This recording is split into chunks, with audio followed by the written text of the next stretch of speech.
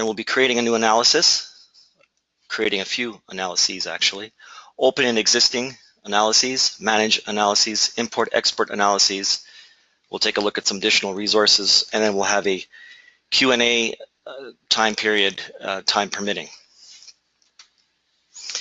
Analyses overview. MotiveWave employs the concept of an analysis to encapsulate the work that you have done in a chart to analyze price movements. An analysis will contain the following types of information: components, any components that you have added to the chart, including trend lines, Elliott waves, Gann components, Gartley patterns, commentary, etc.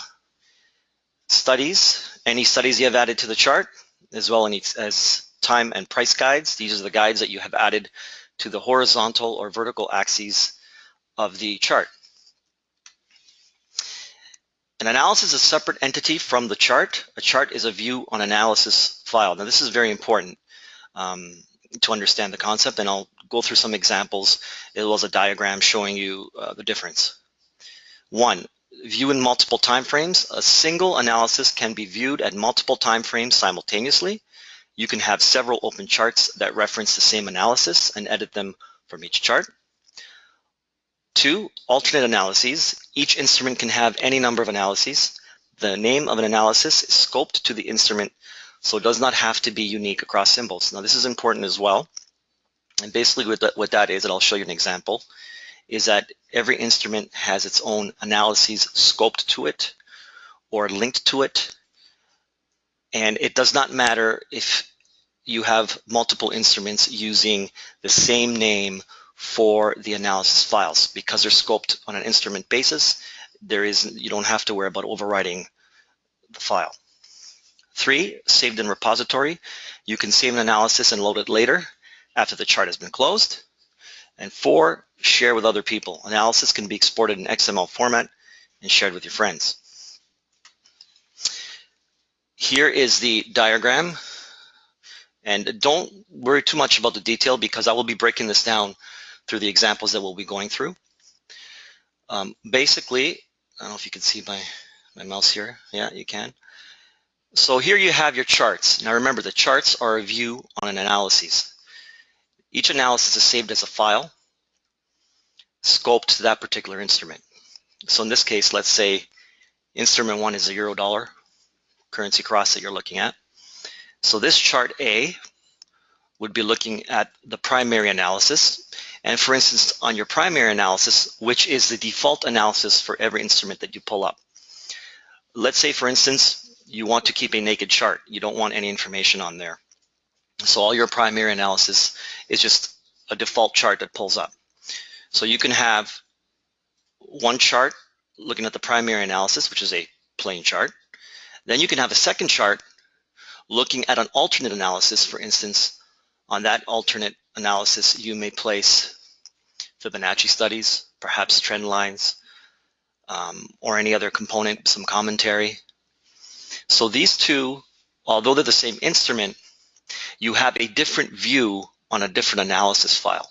This one being the primary, this one being the alternate. The second example here, for instance, you can also be looking, you have a chart in a console and a separate chart. And these two charts are referring to the same instrument. Let's say in this example, it's the pound dollar. Now they are both referring to primary analysis, which means if, for instance, on this time frame is a 1 hour time frame, and this is a 15-minute time frame, and they're referring to the same analysis, in this case, the primary analysis, any changes you make on one of these charts will show up simultaneously on the other chart. Now, as you can see, these names of these files, the primary analysis, which is default, alternate 1, alternate 2, and here you have primary analysis and alternate 1. Although these are named the same, and this is what I was referring to before as scope, you do not have to worry about this one overriding this one, because anything to the euro dollar is, for this example, is related to the euro dollar and is not affected by any of the naming used here for your second instrument. The analysis files are saved to your repository, which is your local database. Okay, in this example, we also have 2 other analyses here that are not being referred to by any charts, but they are still on file. In this case, for the euro dollar, it's alternate 2, and this one's alternate 1. They're also in the database, and then from there you can also export or import an XML format, allowing you to share amongst friends and colleagues. So let's take a look at the chart. One moment here while I switch screens, and then we'll go through some examples.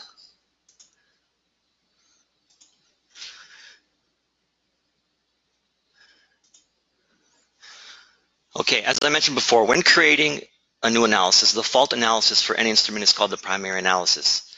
Whenever you open a chart for the first time, it will open up the primary analysis. The effect of the behavior, as mentioned before, is that all changes between the open charts for that instrument will be synchronized between them. If you do not want the changes to be synchronized, you can always create one or more alternate analyses. So in this case, this is the primary analysis for the euro dollar. So I bring up pound dollar, primary analysis, dollar CAD, default is primary analysis. Now let's go back to the euro dollar.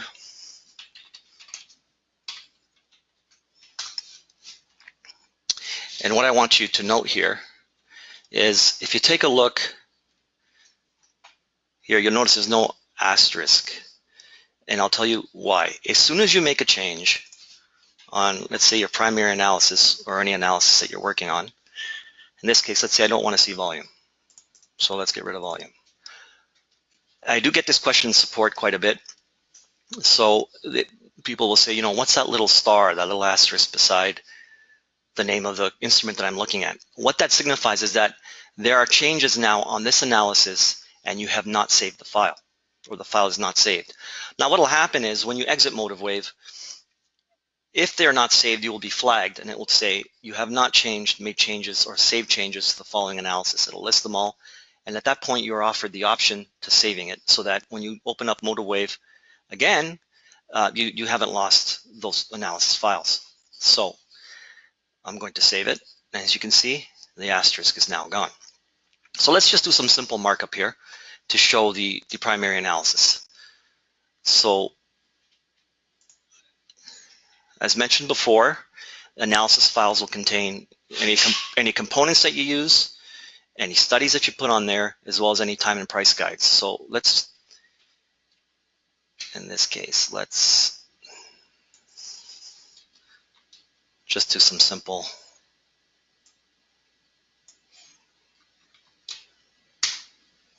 Then maybe I'd want to draw, maybe a line there on the low, on the high actually, maybe one on the low, there. Let's say I want to change this just so I can make it more distinct, easy to refer to in the future. I'll click on this one, here, here, here. Again, the asterisk shows up, means there's changes. So I like to save. Let's hop over to the charts page.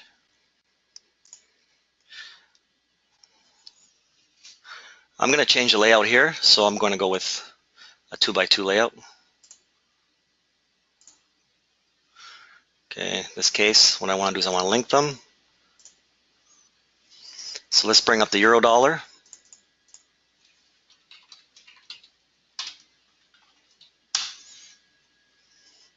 And here you go, the primary analysis, again, is a default.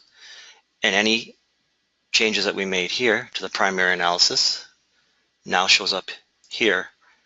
And this will be across different time frames. So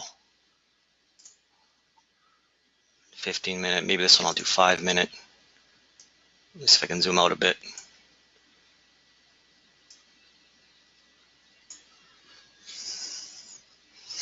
Okay, so now if we add a study here, this is a third component that is also saved in analysis. So let's add a study, SMA. Let's just, again, the asterisk here, so we'll save it. If I go back to my console chart on my euro dollar, the SMA is there. So this is what we mean by simultaneous changes. You